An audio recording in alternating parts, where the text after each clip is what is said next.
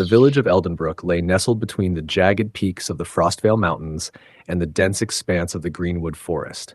For centuries, it had remained untouched by war, a peaceful haven for farmers and traders. But that peace shattered when the warlord Malgrin the Tyrant set his sights upon it. His army, a horde of mercenaries and beasts, marched ever closer, leaving only fire and ruin in their wake. With no standing army of their own, the villagers had but one hope: Captain Aldric Thorn, a retired knight who had once served in the king's guard. Though old scars lined his body, his spirit was unbroken. As Malgrin's forces approached, Aldric gathered every able-bodied villager, blacksmiths, hunters, even mere farmers armed with pitchforks. He trained them in the ways of war.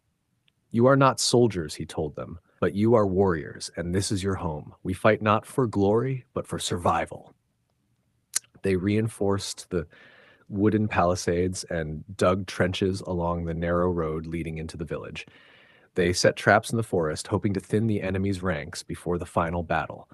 The women and children were hidden away in the caves behind the village, their fate resting on the men who stood before the storm.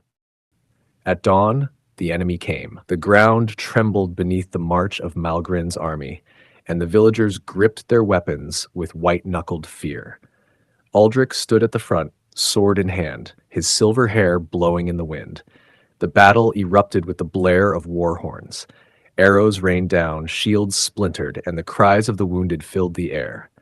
The villagers fought like cornered wolves, striking from the trees, using their intimate knowledge of the land to outmaneuver the invaders. They pushed rolling boulders down the hills, collapsing the enemy's front lines.